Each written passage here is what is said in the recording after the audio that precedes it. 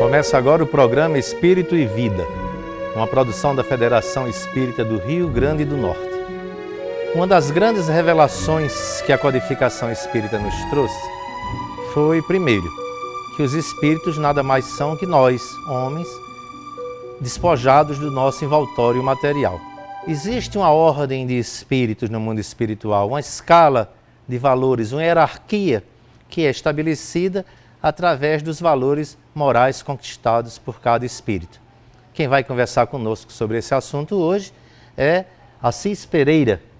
Assis Pereira já foi presidente da Federação Espírita do Rio Grande do Norte, hoje é terceiro vice-presidente, é evangelizador, escritor espírita, além de estudioso da doutrina. Assis, as pessoas têm muita curiosidade em saber como é que as coisas funcionam no mundo espiritual. E também nas comunicações espíritas existe uma certa dúvida sobre, primeiro, sobre a identificação dos espíritos, e segundo, como identificar se aqueles espíritos são espíritos, como dizia João, se são enviados por Deus realmente, não é? Como é que é essa ordem de espíritos? Como é essa graduação de valores no mundo espiritual? Allan Kardec, o codificador da doutrina espírita, ele fez muitas pesquisas com os médiuns e, através destes, espíritos diversos se comunicaram.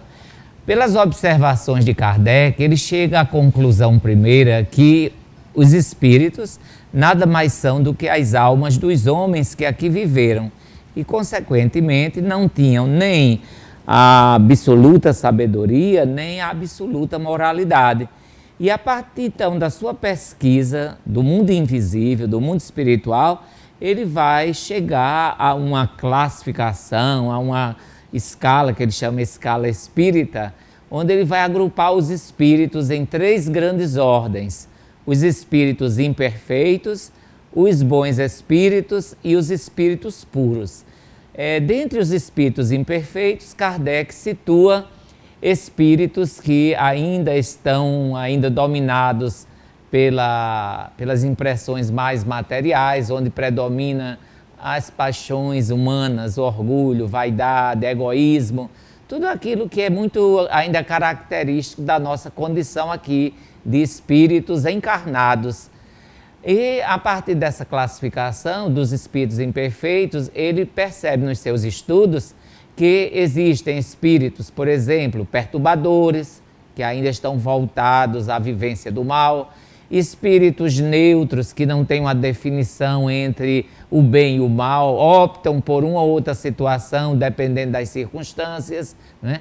Espíritos impuros, quer dizer, espíritos pseudo-sábios, que são espíritos que se apresentam como se tivessem a sabedoria, isso, né? Mesmo, como se tivessem aquele conhecimento, mas na realidade são espíritos que não têm o verdadeiro conhecimento do mundo espiritual, das questões espirituais.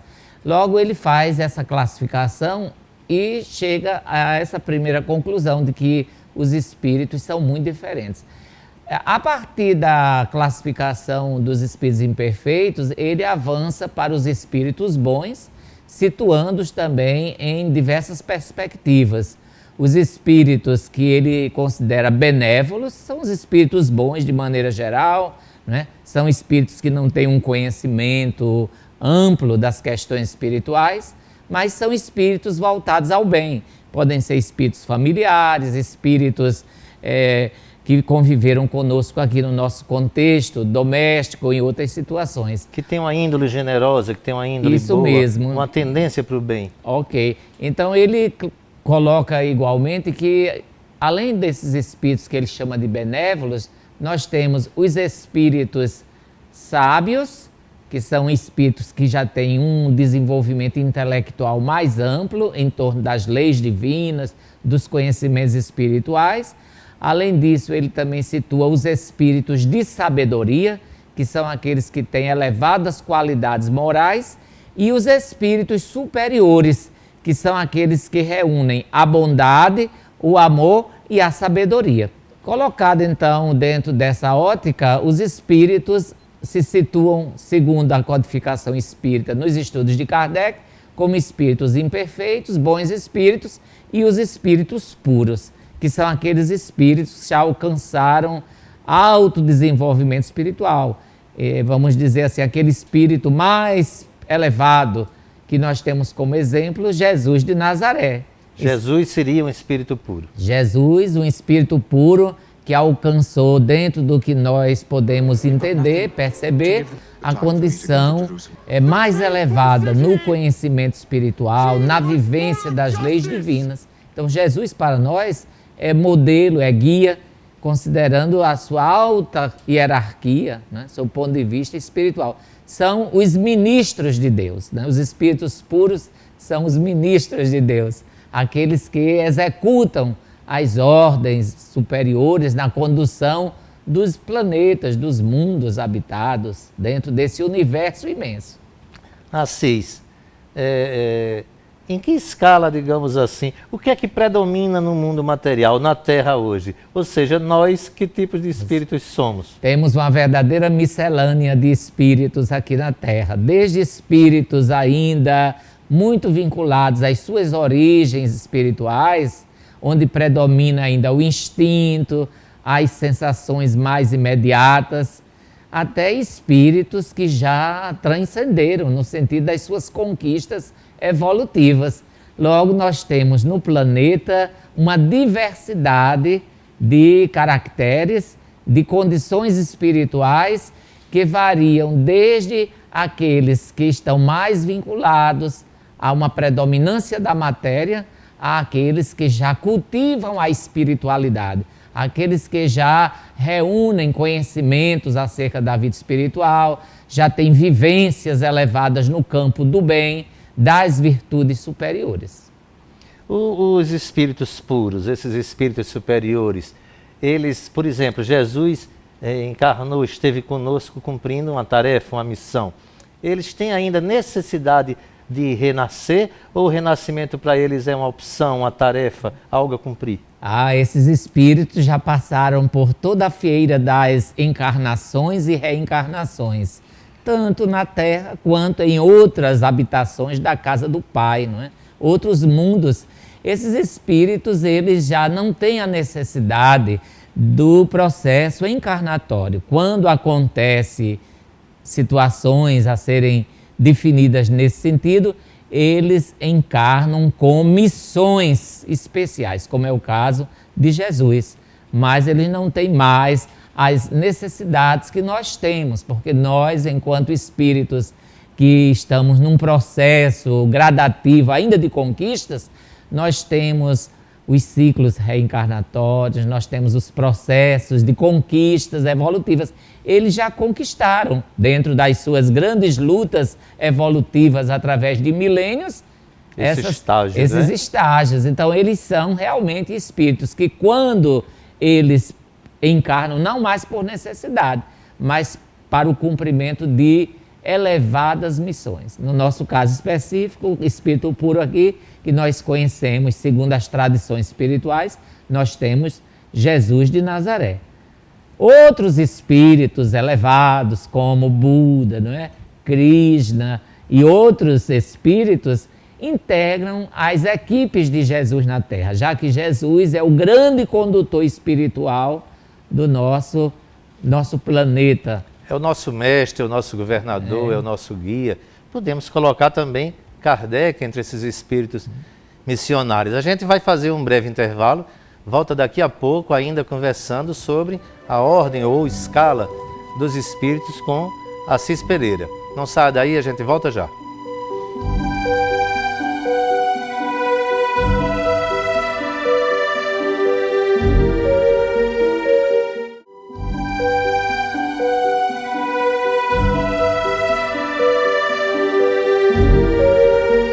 Estamos de volta com o programa Espírito e Vida e o nosso convidado de hoje, o professor Assis Pereira. Estamos conversando sobre as ordens dos espíritos. Assis, há um livre trânsito, digamos assim, os bons espíritos, esses espíritos, como você falou, amigos, familiares, que têm essa inclinação, essa aptidão natural para o bem, ou já conquistaram esse estágio. Eles têm livre trânsito entre nós, eles podem nos auxiliar nos nossos problemas cotidianos, nas nossas aflições, no nosso dia a dia? Os espíritos, eles podem nos auxiliar de conformidade com o nível de evolução que eles conquistaram. Então, aqueles que já têm uma desenvoltura maior, eles se transformam nos espíritos protetores, nos espíritos orientadores, aqueles que têm um trânsito mais, né, mais acessível à nossa condição aqui no plano material. Outros espíritos de condição mais simples, eles podem, quando são benévolos, auxiliar, apoiar, assistir. Agora, cada um dentro do seu nível de evolução espiritual, porque os espíritos, eles não sabem tudo, eles não podem tudo. E temos que entender que as nossas vidas são reguladas por leis divinas. Então, os espíritos, por exemplo, eles podem ajudar dentro da sua condição evolutiva, mas eles também observam o nosso livre-arbítrio, a nossa faculdade de escolha, as nossas opções. Principalmente os espíritos mais esclarecidos, eles respeitam muito, não é, o livre-arbítrio de cada um, com tolerância, com paciência, eles orientam, eles não impõem. Né? São os espíritos mais elevados, eles sugerem, eles orientam, eles aconselham, eles protegem. Agora, eles deixam sempre que cada um de nós aprenda com as suas próprias possibilidades e com o seu esforço do dia a dia. Mas nós vemos que essas relações do mundo espiritual com o mundo corporal, elas são permanentes. Inclusive, Allan Kardec, na obra O Livro dos Espíritos, ele trata dentro de um capítulo sobre a intervenção dos espíritos no mundo corporal. E ele indaga aos espíritos, por exemplo, influem os espíritos em nossos pensamentos, em nossos atos, e eles dizem que muito influenciam. De ordinário, são eles que nos dirigem, no sentido de que eles exercem uma ação sobre nós, condicionada essa ação ao nosso livre-arbítrio, às nossas opções. Então, as relações do mundo espiritual com o mundo corporal são intensíssimas. Quando os espíritos são benévolos, essa influência é positiva. Mas quando essa influência ela não é boa, espíritos ainda tendentes à prática dos vícios e de questões de ordem nociva, quando em sintonia com os encarnados que somos nós e nós com eles, existem muitos danos de ordem moral, espiritual e até material. Logo, a doutrina espírita, ela esclarece muito acerca dessas questões e nos diz que a sintonia, através do pensamento e da vontade, é uma responsabilidade que compete mais a nós, os encarnados. Porque no dia a dia os espíritos pululam ao nosso derredor. Kardec chega a dizer que os espíritos se nos acotovelam. Ou seja, eles estão muito presentes na nossa vida. São familiares que desencarnaram, são pessoas com as quais trabalhamos no dia a dia. Esses espíritos, ao desencarnar, nem todos têm esse nível de amadurecimento, de esclarecimento, para perceber, inclusive, que estão já desencarnados. Muitos espíritos já perderam o corpo físico, mas como eles têm um outro corpo, que nós chamamos corpo perispiritual, eles se sentem tão firmes no corpo, como se estivesse como nós aqui. Agora, nós todos entendemos que nós todos somos vivos, espíritos encarnados e espíritos desencarnados. O apóstolo Paulo, ele afirmava que nós somos cercados por nuvens de testemunhas. Cis, o que fazer então? Evidentemente, eu quero me cercar de bons espíritos, de bons amigos, de espíritos generosos.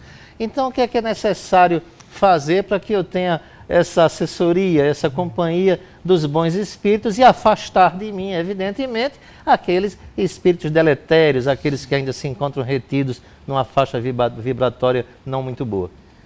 Essa condição depende exclusivamente de cada um. Ou seja, para nos cercarmos de espíritos bons, espíritos benévolos, nós temos que fazer o nosso esforço permanente de melhoria, de conhecimento de si mesmo, de vivência no campo do bem. Então, as nossas companhias espirituais, nós as elegemos pela nossa maneira de viver, a nossa conduta. E aí a doutrina espírita ela tem uma grande contribuição, porque sendo o espiritismo uma doutrina eminentemente educativa, ela nos ajuda muito nesse sentido de que cada um de nós é um construtor da sua felicidade, da sua renovação espiritual, da sua melhoria.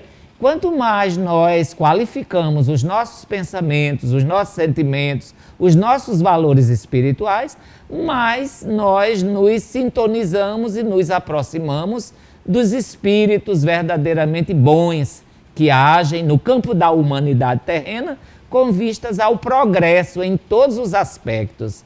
Então, Nilo, a opção será sempre nossa. Quem define a companhia que está conosco será nós mesmos, na nossa vida do cotidiano. Nossos pensamentos, nossas ações, não é verdade? A gente vai fazer mais um intervalo e vamos voltar daqui a pouco agora com as perguntas dos telespectadores dirigidas a Assis Pereira sobre as escalas, sobre as ordens dos espíritos. A gente volta já.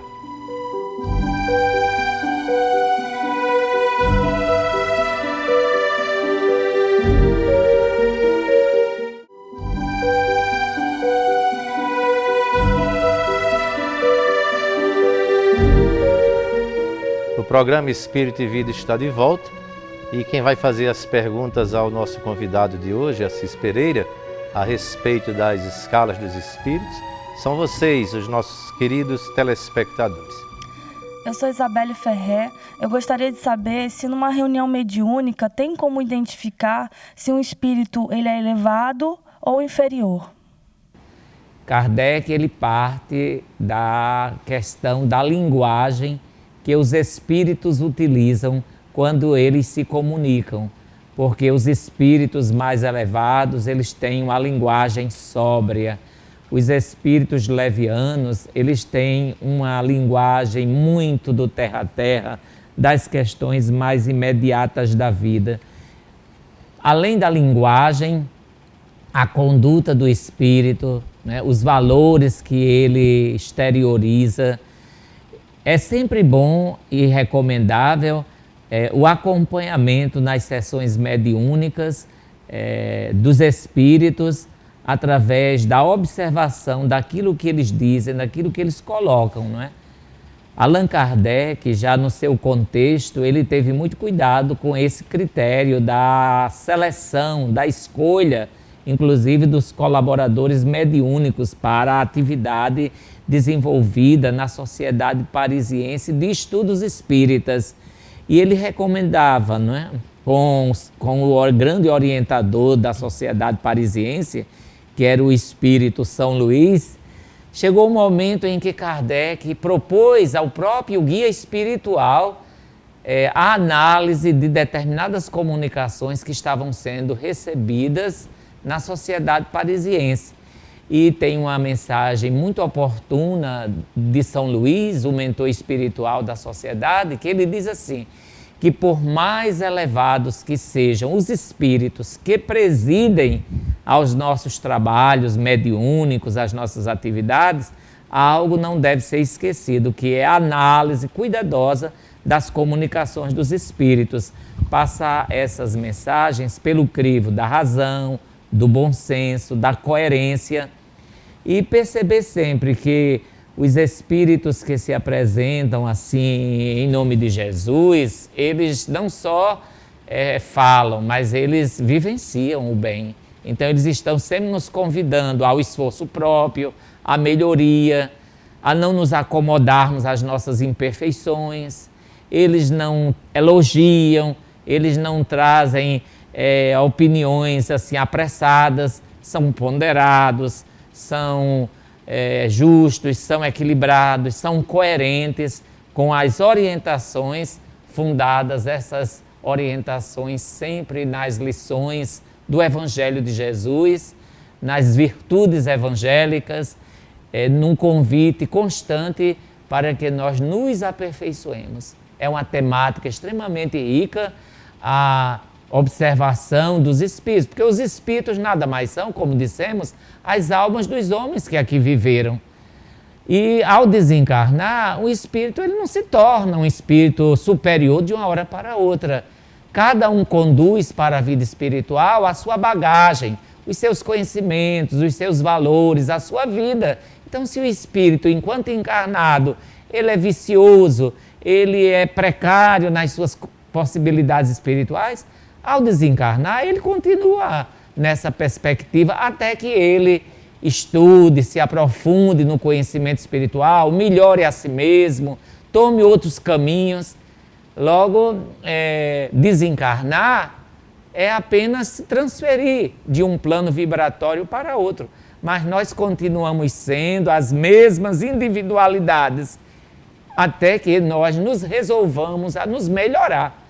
Como aqui mesmo na Terra, quando nós fazemos um esforço de melhoria, então nós crescemos, nós ampliamos o nosso leque de opções e vemos a vida com outra perspectiva. O Espiritismo é muito importante nesse sentido, porque nos leva permanentemente a entender quem somos, o que estamos fazendo na Terra, o que devemos fazer para nos melhorar e nos tornarmos espíritos cooperadores de Jesus nesse grande projeto espiritual que é a evolução do nosso planeta. Meu nome é Rebeca Pelágio. Eu queria saber se um espírito mau, sob o comando de alguém encarnado, pode fazer mal a uma pessoa.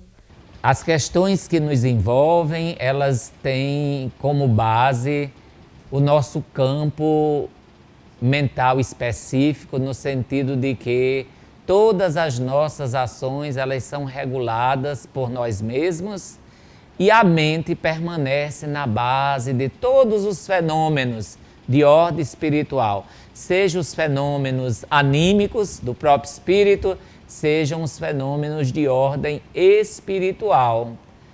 Os comprometimentos que podem existir entre espíritos encarnados ou desencarnados podem levar a situações muito difíceis, porque Deus, na sua sabedoria, Ele permite que os espíritos, eles, usando do seu livre-arbítrio, eles façam as suas escolhas, tomem as suas decisões e caminhos.